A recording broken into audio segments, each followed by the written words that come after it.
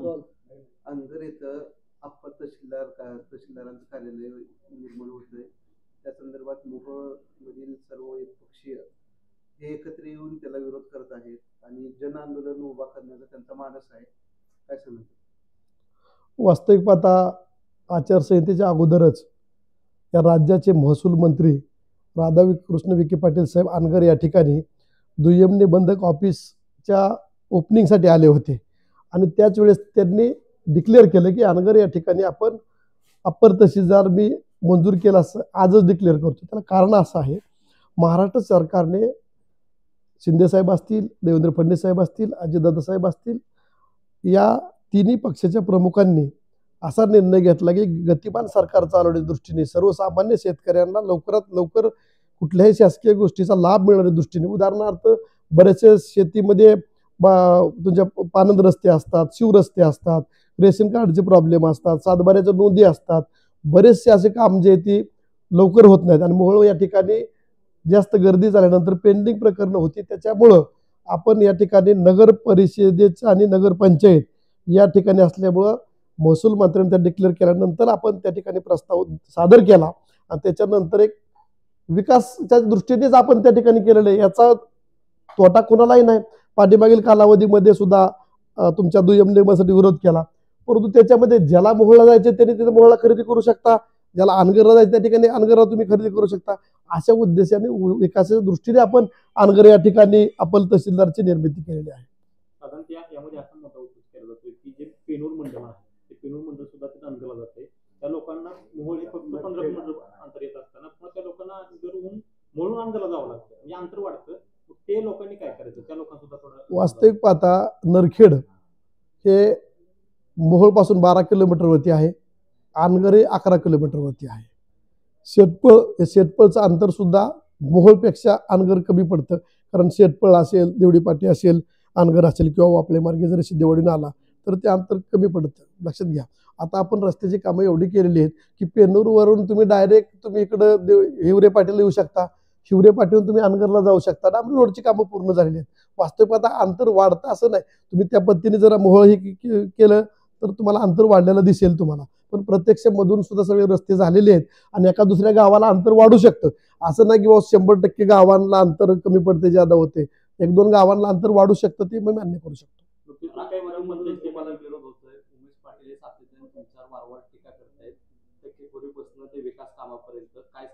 वास्तविक पाहता मी आमदार झाल्यापासून उमेश पाटील हे आमचे स्वतःला राष्ट्रीय नेते समजणारी व्यक्ती आहे. त्याचं आणि आमचं म्हणजे मी राजन पाटील हा विषय नाही, राष्ट्रवादी काँग्रेस पक्षाचा आमदार म्हणून मी काम करतो.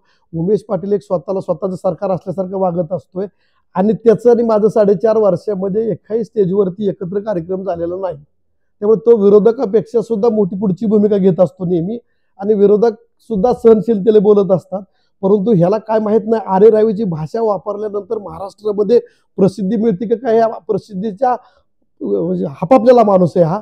ह्या माणसाकडे ज्यादा लक्ष देण्यात काय अर्थ नाही, मला असं वाटतं. तुमची आमदारकी त्यांना मान्य नाही आणि आता तुमची उमेदवारी जी राजन पाटलांनी जाहीर केली त्यांनाही त्यांनी कडाडून विरोध केलाय. वास्तविक पाहता राजन पाटलांनी माझी उमेदवारी जाहीर केली, तर पाठीमागील 4.5-5 वर्षामध्ये मतदारसंघामध्ये विकासाच्या दृष्टीने किंवा सर्वसामान्य जनतेला न्याय देण्याची भूमिका पार पाडली. वास्तविक पाहता ह्यांच्यासारख्या नेत्यांना न्याय मिळाला नसेल, कारण हे हवेतील नेते आहेत, हे रूटमधले नेते नाहीत. त्यामुळे त्यांनी प्रत्यक्ष त्यांच्या गावापासून 144-45 गावात जाऊन बघावं की आमदार यशवंत मानेंनी काम कशा पद्धतीने केलेले. अजितदादा पवार साहेबांनी दिलेला निधी ग्रामीण भागापर्यंत पोहोचलाय का नाही त्यांनी बघितलं पाहिजे ना. फक्त मुंबई, पुणे आणि मोहोळ नरखेड करून विकास दिसणार नाही. त्यांना प्रत्येक या ठिकाणी तुमच्या ओजेवाडीपासून त्यांनी तिकडे हागलूरपर्यंत गेलं पाहिजे. शेटपळ पासून तुम्हाला सांगतो तुमच्या त्या शेवटचं गाव तुमचं बिबी दारपळ मोरवंची या भागापर्यंत तुम्ही पोहोचलं पाहिजे, किंवा लांबोटीला जावा तुम्ही, इकडं गोटेवाडी त्या भागात तुम्ही जावा. तुम्हाला फक्त रोडनी जाऊन कसा विकास दिसेल? तुम्हाला नॅशनल हायवेचे रोड दिसतील. तुमच्या नरखेड जिल्हा परिषद गटामध्ये स्वतः जाऊन फिरा आणि त्या गटामध्ये आमदारने अजितदादा पवार साहेब यांच्या नेतृत्वाखाली राजन पाटील मालकांच्या मार्गदर्शनाखाली किती करोड रुपयाचा निधी दिलाय ते तुम्हाला प्रत्यक्ष त्या ठिकाणी गेलं. तुम्ही ज्यावेळेस घरातून बाहेर पडता ना, चारही बाजूचे जे रस्ते आहेत ना ते अजितदादा पवार साहेबाच्या नेतृत्वाखाली अजितदादांनी अर्थमंत्री असताना पहिल्यापासून महाविकास आघाडी सरकार असेल, महायुती सरकार असेल, या सरकारमध्येच कामं झालेली आहेत आणि ती तुमच्या डोळ्यांनी बघत आहात. जर तुम्ही डोळ्यांनी बघत नसाल तर मला वाटते तुम्हाला दृष्टी दोष आहे का मनुष्य दोष आहे ही मलाच माहित नाही. एकीकडे तुम्ही दावा करताय की मतदारसंघामध्ये मोठ्या प्रमाणात रस्त्यांची किंवा इतर ज्या प्राथमिक मूलभूत समस्या आहेत त्या सोडवण्यात तुम्ही यशस्वी ठरत आलेला आहे, त्यातूनच तुमची उमेदवारी पुढे आलेली आहे. तर दुसरीकडे तुमच्या मतदारसंघामध्ये अनेक वर्ष दुर्लक्षित राहिलेले प्रश्न म्हणून काही प्रश्न पुढे केले जात आहेत. त्यात स्वखर्चाने काही रस्ते करून दिले जात आहेत, स्वखर्चाने काही ठिकाणी पाणी पुरवठ्याची सोय केली जाते. मग हे अपयश आहे का नक्की या पाठीमागे भूमिका? मी आपणाला सांगतो, सर्वात महत्वाची शेतकऱ्याच्या दृष्टीने 1995 साली जी आष्टी उपसा सिंचन योजना, शिरापूर उपसा सिंचन योजना मंजूर झाली, परंतु मी आमदार होईपर्यंतच्या कालावधीमध्ये काही प्रमाणात कामं चालू झाली होती. पण प्रत्यक्ष पाणी शेतकऱ्यांच्या बांधावरती जाण्या इथपर्यंत काम केलं असेल तर अजितदादा पवार साहेब अर्थमंत्री आणि महाविकास आघाडी सरकार झाल्यानंतर पहिल्याच बजेटमध्ये आपल्याला 70 कोटी रुपये मिळाले. प्रत्येक बजेटमध्ये 80-90 असे मी जवळजवळ 600 कोटी रुपयाचा निधी आपण शेतकऱ्यांच्या 2 योजनेसाठी घेतला. आणि तुम्हाला कोण सांगतो, येणाऱ्या मार्च 25 पर्यंत ह्या दोन्ही योजना पूर्ण क्षमतेने होऊन 50,000 एकर क्षेत्र हे शेतकऱ्याचं आपल्या मतदारसंघातील ओलिताखाली येणार आहे. ही सगळ्यात महत्वाची गोष्ट झालेली आहे तुम्हाला सांगतो. त्याच्यानंतर कुरुल ते पंढरपूर हा रस्ता पाठीमागील बऱ्याच वर्षापासून मागणी होती. तुम्हाला सांगतो, डिसेंबरच्या हिवाळी अधिवेशनामध्ये अजितदादा पवार साहेबांनी या रोडला 271 कोटी रुपयाचा निधी मंजूर केला. टेंडरही झाले, अजून वर्क ऑर्डर झालेले नाही. त्याच्यानंतर एक महत्वाकांक्षी MSIDC मार्फत बेगमपूर ते मोहोळ आणि मोहोळ ते वैराग, तो वैराग रस्ता बी नरखेडवरूनच जातो. तो 10 मीटर रुंदीने 415 कोटी रुपयाचा रस्ता मंजूर केलेला आहे. ते मला वाटतं शिकलेले आहेत, त्यांनी मीडियामध्ये किंवा प्रत्यक्ष त्यांनी पाहिलेलं पाहिजे, सर्च बी केलं पाहिजे की हा रस्ता मंजूर झालाय का, विकास कामं त्यांनी बघितली पाहिजेत. त्यांच्या गावाकडून त्यांच्यापासून मसले चौधरी वारळ्याला जाणारा रस्ता असेल, त्यांच्या गावावरून भांबेवाडीकडे जाणारा रस्ता असेल, त्यांच्या गावावरून मोहोळला जाणारा रस्ता असेल, त्यांच्या गावावरून यकुरकेला जाणारा रस्ता असेल, ह्या सर्व गावांची पुढं वाळूला जाणार असेल, हे चारही बाजूचे रस्ते डांबरीकरण झालेले. त्यांच्या गावामध्ये पूर्ण गाव क्षेत्रामध्ये बसले चौधरी रस्त्याचे कॉन्क्रीटची कामं झालेली आहेत. हे कामं त्यांना झोपेतून उठल्यावर बाहेर पडल्यावर दिसायला पाहिजेत का? माझ्या माहितीप्रमाणे त्यांना गॉगल लावल्याशिवाय दिसतच नाही. हे मला काय माहित नाही आजपर्यंत. पण त्यांनी विकास कशाला मानायचा ती मला विचारून येऊन विचारावा. मी सांगतो विकास कशा पद्धतीने म्हणतात. गावात अंडरग्राऊंड ड्रेनेज करायचे असते, कॉन्क्रीट रस्ते करायचे असतात, सभा मंडप द्यायचे असतात, शेतकऱ्यांच्या दृष्टीने पानंद रस्त्याचे विषय संपवायचे असतात. एवढंच नाही तर मोहोळ सारख्या शहरामध्ये पाठीमागील 2 महिन्यापूर्वी टेंडर झालं, 45 कोटी रुपयाची पाणी पुरवठा योजना झाली. आज मोहोळ शहरामध्ये 25 किलोमीटरचे अंडरग्राऊंड ड्रेन पाईपलाईन पाण्याचं काम झालेलं आहे. युवती तलावामध्ये जॅकवेलचं काम चालू आहे, मेन लाईन टाकायचं काम चालू आहे. हे कामं त्यांना दिसत नाहीत का? पेनूरच्या भागात तुम्ही जावा, तुम्हाला सांगतो जवळजवळ 1200 MM पायपा त्या ठिकाणी लेईंगचे काम चालू आहेत. हे तुम्हाला कामं दिसत नाहीत. विकास म्हणजे नक्की काय पाहिजे त्यांना? विकास हा शेतकऱ्याच्या दृष्टीने तुम्हाला सांगतो महत्वाची कामं केली पाहिजेत. तुम्ही ते आपण करत आहोत. अजितदादा पवार साहेब नेतृत्व आमचे राष्ट्रवादी काँग्रेस पक्ष राष्ट्रीय अध्यक्ष ती त्यांची भूमिका पार पाडतात. मला माझ्या मतदारसंघाची भरघोस निधी दिलेला आहे तुम्हाला सांगतो. त्यामध्ये पंढरपूर तालुका असेल, उत्तर तालुका असेल, मोहोळ तालुका असेल, फार चांगल्या प्रकारे कामं चालू आहेत.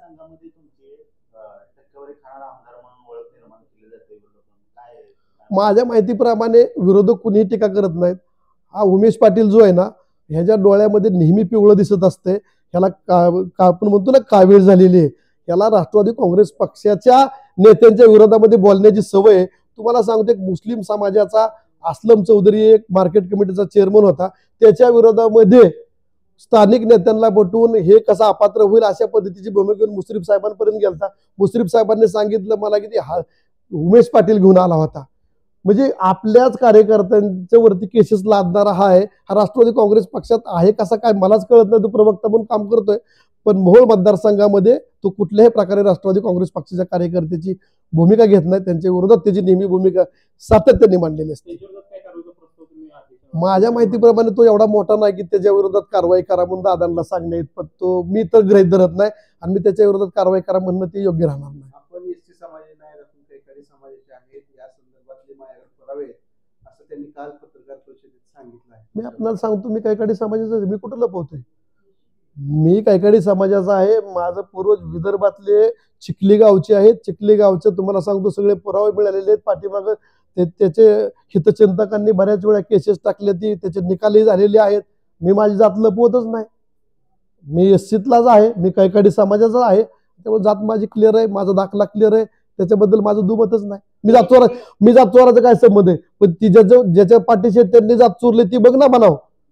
ज्याच्यासाठी बोलतोय त्यांनी जाती चोरल्या त्याचं बघ ना अगोदर म्हणा. माझी जात तर क्लिअरच आहे, मी कशाला जात चोरू माझी? ते म्हणतायत की राजन पाटलांनी कुणाला विचारून उमेदवार जाहीर केला, पक्षात कुणाला विचारलं नाही आणि हा बोगस उमेदवार आहे असं ते म्हणतायत आणि 1 लाखाच्या मताधिक्याने पडेल. माझ्या माहितीप्रमाणे लाज वाटेल तुमच्याला सांगताना. माझ्या माहितीप्रमाणे राजन पाटील मालकांनी कुणाला विचारलं ही मी तर नाही सांगू शकत, कारण स्टेजवर डिक्लेअर केलं. पण ते मोठे नेते आहेत, माझ्या माहितीप्रमाणे ते जे बोलतात ती वरची पक्षश्रेष्ठी ही त्यांना मान्यता देते किंवा त्यांना विचारून मान्यता घेतली असेल, ह्याच्याबद्दल मी काय बोलू शकत नाही. पण ह्याला विचारून उमेदवार डिक्लेअर करणे इथपर्यंत हा मोठा नेता नाही. ह्याला विचारायची गरज काय? आणि ह्याला जर पसंत पडेल नसेल त्याचा निर्णय घ्यायला तो मोकळा आहे. कारण 4.5 वर्षापासून तो म्हणतोय राजन पाटलाचा आमदार मला पाडायचा, त्याच्या विचाराचा आमदार आणायचा. तुझ्या विचाराचा निर्णय तू घे ना, माझा विचार मी करेल, तुझा विचार तू घे. बोगस उमेदवार आहे म्हणून पण आरोप करतो. आता जनता ठरवती ना 145 गावातली बोगस उमेदवार कोण आहे का, मी आहे का ती आहे ती. उमेश पाटील नाही तर राजू खरे सुद्धा वारंवार तुमच्यावर टीका टिप्पणी करत आहेत की विकास कामावर काय वाटतं? मग कसं आहे, त्यांना विचारा ना की बाबा ही जी विकास कामं झालेत हे कोण करत आहे. एखाद्या वस्तीवरती देखा बघा, त्यांच्या पद्धतीने ते काम करतात, त्यांच्यावर टीका करायचा मला काय अधिकार नाही, कारण मी कुणावरही टीका करत नाही. तर खरेंवरती टीका करायचा काय अधिकार नाही. ते त्यांच्या पद्धतीने काम करत आहेत, त्यांनी त्यांच्या पद्धतीने काम करत राहावा. टीका करल्यानंतर जर एखाद्या टीका करून मोठा होत येत असेल तर नक्कीच तुम्ही टीका करावी, पण त्यांच्यावर टीका करून मला मोठं व्हायचं काही कारण नाही. त्यामुळे मी राजू खरेवरती टीका करण्याचा काही संबंध येत नाही. ग्रामपंचायती संदर्भात तुमच्यावर हे झालं की त्यांनी मंजुरी करून आणल्या ग्रामपंचायत तुम्ही आणि राजन पाटील यांनी. तुम्ही मला सांगा एक साधारणतः गलंदवाडी ही ग्रामपंचायत अनगर पट्ट्यातली आहे. गलंदवाडी राजन पाटील गेलते का त्यांना सांगायला की माझी एवढी गलंदवाडीची ग्रामपंचायत बिल्डिंग करून घ्या? मी तुम्हाला सांगतो ना, हे काही नाही, त्याचा काही संबंध नाही. हे आपण सर्व महायुती सरकारमधून आपण मंजूर केलेले आहेत आणि ते आपलीच काम आहेत. आपण दुसऱ्याचं श्रेय घेत नाही. त्यांना पाहिजे असेल तर ते श्रेय घेऊ शकतात आणि ते मीच केलंय म्हणलं असेल तरी माझी काही हरकत नाही. कारण माझ्याकडे 2500 कोटी रुपयाचा निधी आलाय, 2 कोटी रुपयासाठी मी कशाला श्रेय करू? मग त्यांना पाहिजे असेल त्यांनी श्रेय घेऊन टाकावं. अजून 4-2 कोटी कामाचं घ्यायचं घेऊन टाकावं माझ्याकडून. अजून भरपूर काम आहेत माझ्याकडे. या महायुतीच्या मतभेदामुळे कुठेतरी विरोधकांना फायदा होईल असं मला वाटतं. महायुतीमध्ये मतभेदच नाहीत.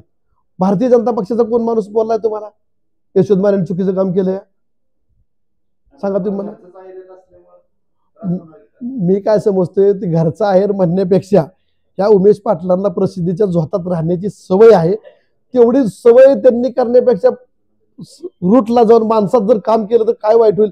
त्यांनी सांगून टाकावं या 5 वर्षामध्ये. आता तुम्ही ठीक आहे राजन पाटील यशवंत माने तुम्ही या स्वतः की मी या भागातला आहे, माझं रक्त सांडलं हे केलंय. तुझं रक्त नक्की सांडलं कुठं? तू नक्की काम केलं कुठं? तू पाठीमागील 5 वर्षामध्ये ह्या मोहच्या जनतेसाठी काय काम केलं ही पहिलं सांग ना. राजन पाटलांनी काय केलं नाही, यशवंत मानेने काय केलं हे बोलण्यापेक्षा पक्षाला दाखवून द्या, जनतेला दाखवून द्या की उमेश पाटलांनी हे भरीव काम केलं, तर तुम्ही मान्य करचाल ना. मी माझी कामं केलेली मी दाखवून देऊ शकतो. उमेश पाटलांना सांगायचे काय कारण नाही. आणि जो बोगस उमेदवार हे जे म्हणतो ना, बोगस शब्द कशासाठी म्हणतात हे मला माहित नाही. जर 2,500 कोटी रुपयाचा निधी या मतदारसंघात आणून जर पक्षाचं नाव कमवत असेल तर अशा उमेदवाराला बोगस म्हणल्यानंतर त्यांना कुठलं, मला बोगस म्हणल्या 2,500 कोटीवाल्याला, तर त्याला कुठली उपाधी लावली पाहिजे? ते म्हणतात पुरावे कशाचे? असं त्यांचं म्हणणं. नाही, पुरावे म्हणजे काम केलेले का न केलेले? नाही, बोगस उमेदवार नाही, मी तेच सांगतोय तुम्हाला. राजन पाटलांनी उमेदवार डिक्लेअर केली, त्याला मान्यता द्यायचं का नाही ते राष्ट्रवादी काँग्रेस पक्ष समजून जाईल. आणि तुमच्या पोटात दुखत असेल तर तुम्ही तुमचं बघून घ्यावं. आम्ही थोडीच तुम्हाला मागायला आलो की माझी उमेदवारी तू डिक्लेअर कर बाबा म्हणून. कशावरती? तुमच्या विधानसभेवर पवार साहेबांना सध्या लोकसभेमध्ये भरपूर सहानुभूती मिळाली. त्याच पद्धतीने विधान परिषदेला सुद्धा मिळते विधानसभेला असं. लोकसभा आणि विधानसभा ह्याच्यामध्ये बराचसा फरक आहे. तुम्हाला सांगतो, पाठीमागे तुम्ही बघून घ्या, 99 साली वरती अटल बिहारी साहेबांचं गव्हर्नमेंट आलं, पण महाराष्ट्रामध्ये काँग्रेस आणि राष्ट्रवादी गव्हर्नमेंट आलं. असं लोकसभेत ते वेगळा प्रश्न पडतोय. त्याचं सरकार हे आता त्यांना लोकसभेला ज्यादा जागा मिळेल, विधानसभेला नाही. फार चांगल्या प्रकारे अजितदादा पवार साहेबांनी 28 जून रोजी बजेट मांडलं. त्या बजेटमध्ये आपली लाडकी मुख्यमंत्री माझी लाडकी बहीण फार महत्वाकांक्षी योजना या ठिकाणी लावल्या. तुम्हाला सांगतो, 2 भगिनी जर आपल्या घरात असतील तर 3,000 रुपये मिळतात. तुम्हाला सांगतो, मी ग्रामीण भागातील शेतकऱ्याचा मुलगा आहे. 3,000 रुपयामध्ये महिन्याचं जे भाजीपाला जो आहे ना तो येतो. तुम्हाला सांगतो कुटुंब चांगल्या प्रकारे चालतंय. मुलींना मोफत शिक्षण केले, 8.5 लाख रुपयापर्यंत उत्पन्नावरती ज्याचं आहे त्याला सुद्धा मुलींना शिक्षण मोफत केलेलं आहे. त्याच्यानंतर तुम्हाला सांगतो 3 गॅस आपण देतोय, पिंकी रिक्षा सुद्धा काढलेले, आणि सर्वात महत्त्वाचं शेतकऱ्याच्या दृष्टीने लाईट बिल माफ केलेलं आहे. आणि पुढील येणाऱ्या कालावधीमध्ये 7.5 HP पर्यंत कुठल्याही प्रकारची तुम्हाला बिल येणार नाही. आणि सोलापूर कोल्हापूर प्राधान्याने घेऊन आपल्याला सौर ऊर्जेवरचे जे पंप मिळणार 10% रक्कमेमध्ये मिळणार आहे. तुम्ही सांगा 2 लाखाचा पंप 20,000 रुपयामध्ये आपल्याला मिळणार आहे, पंपासहित मिळणार आहे. ह्याच्यापेक्षा महत्वाच्या योजना काय असतात? आणि ही योजना घेऊन आपण समोर चाललेलो आहे. त्यामुळे येणाऱ्या कालावधीमध्ये महायुती सरकार चांगल्या जागा घेऊन पुन्हा या ठिकाणी तुम्हाला सरकार स्थापन झालेलं दिसेल. मोहोळ तालुक्यात आपण कोट्यवधी रुपयाचा निधी आणला असं म्हणताय. आता राजू खरे जे तुमचे प्रतिस्पर्धी असतील त्यांची उमेदवारी जर विधानसभेला आली फायदेशीर ठरेल असं वाटतं? फायदा तोटा हा जनता ठरवणार आहे. नाही, फायदा तोटा हा जनता ठरवणार आहे. मी तुम्हाला आज सांगतो, मी पाठीमागे नौका उमेदवार असताना सुद्धा मला 22,000 मध्ये 21,699 मतांनी निवडून दिलं. आता मी 5.25 वर्ष प्रत्येक गावात जाऊन वाड्या वस्त्यावर जाऊन काम करण्याचा प्रयत्न करतोय. मला सहानुभूती फार मोठ्या प्रमाणावरती आहे कामाची, आणि ती नक्कीच येणाऱ्या कालावधीमध्ये सर्व सुज्ञ मतदार ते दाखवून देतील. खरे साहेब त्यांच्या पसंतीला पडले तर त्यांना मतदान होईल. माझं काम पसंत पडलं किंवा माझा जे बी आहे दररोजचा दिनक्रम त्यांना आवडला ते नक्की मला पसंत करतील. शासकीय मंजुरीची वाट न बघता थेट पदरमोड करून स्वखर्चाने स्वतःच्या पदरमोड करून लाखो रुपयाचे कामं करत आहेत मतदारसंघात. त्यामुळे जरा एक वेगळी भावना निर्माण होती की अशा पद्धतीनं स्वखर्च करणारा आपला लोकप्रतिनिधी पाहिजे म्हणून काही जण व्यक्त होत आहेत. काय वाटतं? मी आपल्याला सांगतो, मी तुमचा आणि राज्य सरकारचा एक दुवा आहे. राज्य सरकारच्या योजना तुमच्या घरापर्यंत पोहोचवण्याच्या दृष्टीने मी काम करत आहे. मी एक सर्वसामान्य कुटुंबातील मुलगा आहे. माझी एवढी ऐपत नाही की मी खाजगी पद्धतीने रस्ते करेल, मुरुम टाकेल, पाणी पुरवठा करून देईल, शासनाची योजना जास्तीत जास्त आणेल. आता ते कुठला व्यवसाय करतात ते मला माहीत नाही. आणि 10 गाड्या टाकल्या, 10 गाड्यावर तुमचा मीडियाचा एक जण कॅमेरावाला पाठीमागे जातोय, एक टँकर गेला त्याचा पाठीमागे कॅमेरावाला जातोय. मग आता मला माहित नाही की टँकरच्या मागे कॅमेरावाला जातोय का कॅमेरावाल्याला पुढे पाठवून दिलेलं असतं. या मला कुठल्याही प्रकारची प्रसिद्धी नाही. तुम्हाला पाठीमागे सांगतो 6 महिन्यामध्ये मी कुठेही उद्घाटन भूमिपूजन केलं नाही. 5-5, 10-10 कोटीची कामं डायरेक्ट अशी कामं चालू करून टाकलेली आहेत की मला प्रसिद्धीच्या पोटी जायचं नाही. कारण सर्व जनतेला माहित आहे की बाबा कामं कोण करतंय. अजितदादा पवार साहेबांच्या नेतृत्वाखाली आपला राष्ट्रवादी काँग्रेस पक्षाचा आमदार काम करतोय. मला सांगायचीच गरज नाही मी काम केलंय. तुम्हाला खोटं सांगत नाही. आजपासून दिवसभर नारळ फोडलं तरी मी आचारसंहिता लागूच तर नारळ फोडू शकत नाही. एक गावामध्ये 60 कामांचे नारळ माझी बॅलन्स आहेत, म्हणजे फोडतच नाही. हो, सगळ्या गावाला माहिती आहे. मी सांगतो सरपंच तुम्ही फोडून टाका, कार्यकर्ते कोण आहे त्या ठेकेदाराला घ्या, काम चालू करून टाका, फोडून टाका. मला प्रसिद्धी करायची असेल तर तुम्हाला सगळ्याला कॅमेराला घेऊन गेलो असतो की 4 बाजूने 4 कॅमेरा चालतोय कसा, बघतोय कसा, सगळ्या गोष्टी करत करत घेऊन गेलो असतो. वास्तविक पाठात सगळे तुम्ही उमेश पाटलाला विचारलं पाहिजे, तू पाठीमागील 5 वर्षात नक्की काय काम केलं, ती जिल्हा परिषद मधून काय काम केलं, कसं काम केलं, नरखेडच्या पाणी पुरवठा योजनेमध्ये कॉन्ट्रॅक्टरकडून किती टक्के पैसे घेतले. तो कॉन्ट्रॅक्टर बारामतीचाच आहे. मला येणाऱ्या गोष्टीत तुम्हाला कळून येऊन दिला असं काही विषय नाही.